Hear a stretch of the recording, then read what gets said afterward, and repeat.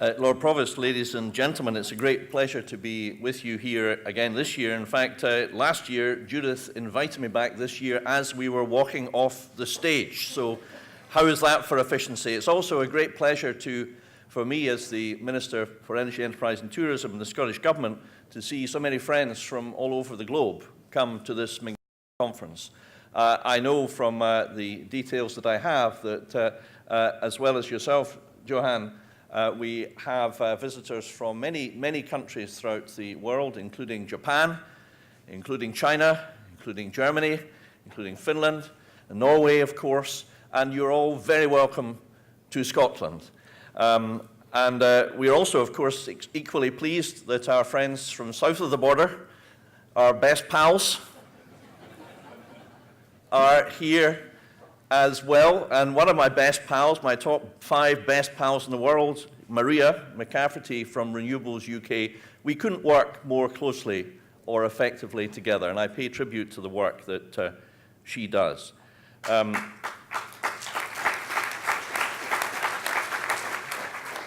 So it is a great pleasure to be here, and when the First Minister, Alex Salmond, spoke at this conference in 2011, he gave an absolutely cast iron guarantee that renewable energy will be at the front of the Scottish Government's programme. And my job has been to deliver that cast iron guarantee. And I hope that I've gone some way to doing that. I was truly inspired, Johan, by your film. What a tremendous vision about the art of the possible, about what things may be like in 20, 30 years' time, if we have that iron will to go ahead with this project and not be deterred by temporary distractions or apparent movements in opinion polls or popular movements. So that iron will continues. And I was particularly struck, Johan, by your comment that where inspiration is taken forward, technology will follow. And I think that's absolutely right. And we learn so much from the oil and gas industry as well in meeting the challenges, especially of the cruel North Sea and the marine environment. Now, of course, in the Scottish Government, it is the First Minister that provides the inspiration. My job, really, whilst he's up on the captain's deck, is down in the engine room to provide more of the perspiration. As Minister for Energy, Enterprise and Tourism, 3 jobs, 1 salary, I can assure you as taxpayers. I can assure you that in myself and my colleagues, some of whom are here today from Marine Scotland, from the Scottish Government, from HIESE, all part of a team, there's no shortage of perspiration on those brows, ladies and gentlemen. They need to carry around a handkerchief to mop that perspiration when they're working for me, believe me, because we have an iron will to go ahead to deliver for Scotland. Can I just run through some of the various things that over the last year I think we have achieved? Now, they won't affect everybody here, but I think all in all, they are an illustration of that iron will that I talked about. In June last year, new rock bands in Scotland, not south of the border, but in Scotland, at my direction, were introduced to support offshore wind generation for floating and innovative turbines. At the rock banding of 2.5 and 3.5. This could be a catalyst for enormously important projects, ladies and gentlemen. Those of you who have read your press and journal this morning will have seen that Statoil have had a demonstration of their the high wind Buchan Deep project, and the project that would, subject to planning, take place 13 nautical miles off the coast of Scotland. This could be groundbreaking, world-leading, and pave the way for a whole new wave of the development of floating turbines in Scotland. It could open up any waters at all, not just those where the seabed is congenial or accessible.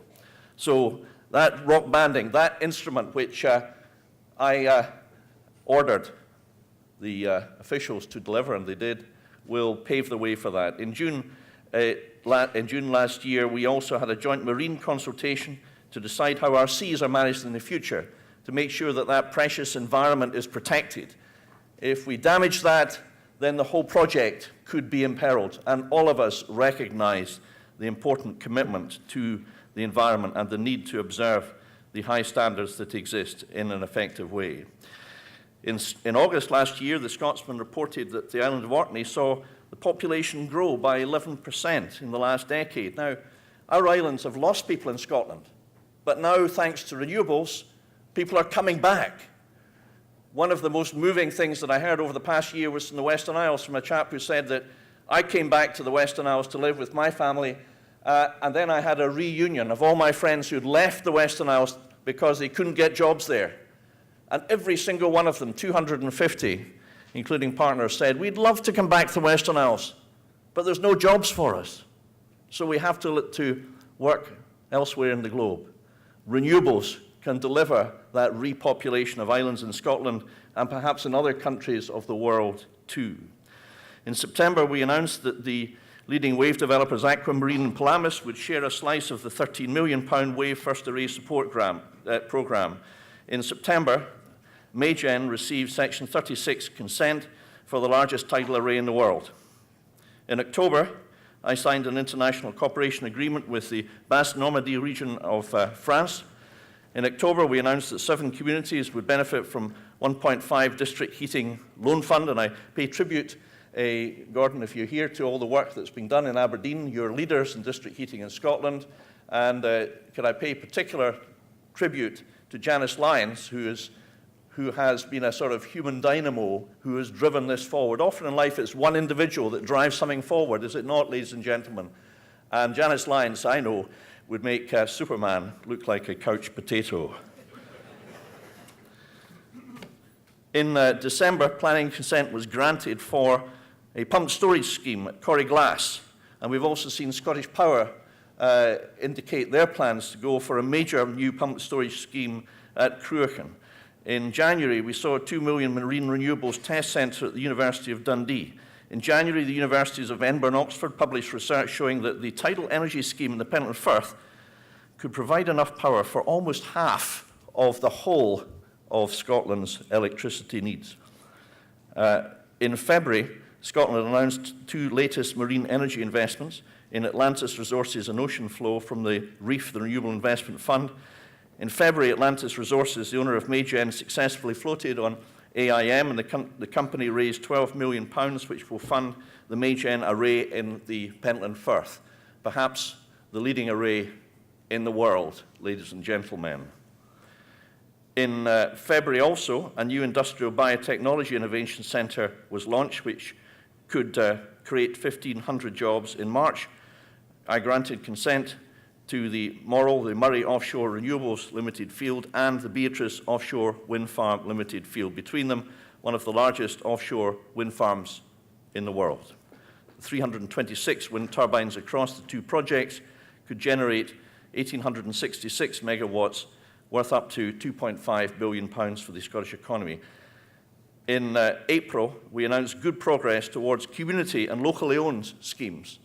This project must take communities with us, and it is taking communities with us across this country, with individuals driving this forward. Our target of 500 megawatts by 2020, we're now at 285, well over 40% of the way there. Last year, we delivered 50 schemes with a CARES fund of 2.76 million, but that's not enough. I want to do much more, and I'm meeting with companies, with banks, with wind farm developers all the time. In fact, I can see many of you here working together as a team to deliver this. So, and in addition, over the last year, yes, we continue to grant consents for wind farms in Scotland, major wind farms at Tomatin, at Moy, at Invermorriston, and today I have made another decision to approve the wind farm at Kype, and I'm also able to say that we're making great progress with the aviation problems around Glasgow, and I thank Glasgow Airport for that. And let me say that without the success of onshore wind, then we would not be able to justify the investment in upgrading the grid. And without the upgrade in the grid, it would not be possible to realize our aspirations for marine energy in Scotland. In other words, renewables, it's not pick and mix. If you decide that you abandon onshore wind, as some politicians have indicated, then you also jeopardize and threaten the whole project, especially where investor confidence is concerned. So, ladies and gentlemen, that iron will that I described in Scotland persists, and it will continue to be exercised by myself down in the engine room of the Scottish Government. I'm also pleased today to make some further announcements. A world first has been achieved by a small company, Nova Innovation. Nova Innovation are now generating power at a 30-kilowatt device, which powers a local ice plant, industrial estate, and up to 30 homes in the island of Yell in Shetland, and they are the very first community tidal turbine to generate electricity. What a tremendous achievement. Ladies and gentlemen, please show your appreciation to Nova Innovation.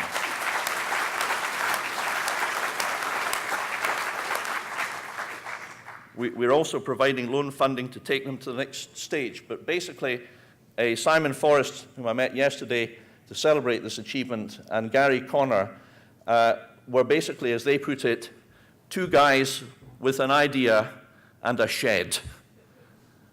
And they emerged from the shed, and they've now created the world's first community tidal turbine. What a tremendous creation. Ladies and gentlemen, back in the 80s, there was another chap like Simon Forrest and Gary Connor. His name was Professor Stephen Salter.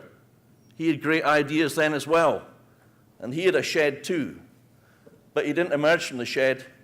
He found that somebody, a voice that in Scotland we knew at the time pretty well, a female voice, came along and put a padlock on the shed.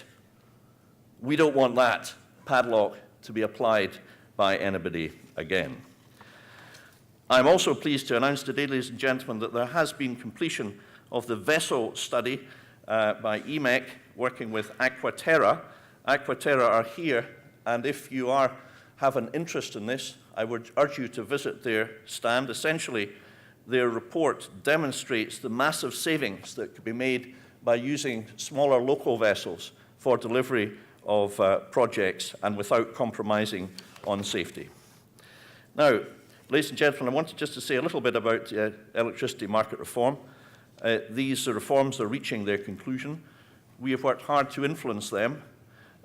We have had some progress, as Alistair Carmichael said, and Alistair and ourselves have much in common in policy terms on renewables, and in particular the highest strike price for wind generation on Scotland's islands.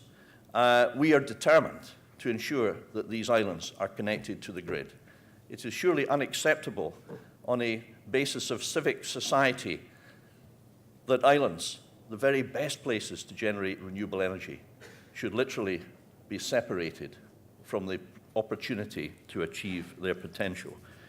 We will not allow that to happen. EMR has seen disappointments. It has seen discouragements. There are elements of it which deter investment, but we are working with the UK government under the current arrangements to do matters as best we can. Of course, in conclusion, I would say that there is an opportunity for things to be different. As we see it, things to be better in the vote on Scottish independence on the 18th of September. I do not propose to say too much about that now because there is another debate later on. And if you are a glutton for punishment, you are very welcome to come along and hear me speak about that then. But just let me say this in conclusion, that we do not think that the interests of Scotland, or indeed of the UK, are particularly advanced by spending so much money on a nuclear power station, which is going to be built in 2023, nearly a decade after the security of supply issues need to be addressed. And at £45 billion, that's massively more than the amounts in the levy control framework. You cannot spend money twice. You cannot buy everything as individuals, as companies or governments. You have to make choices. In Scotland, we have made our choice. We have made our choice to go squarely behind renewables, and we are using the powers that we have to our best ability. But how much better could it be if we had greater ability to make more choices and to work with you even more closely and effectively to deliver the success in renewables, which I think will give a lead to this country and indeed to the world. Thank you very much indeed for listening to me.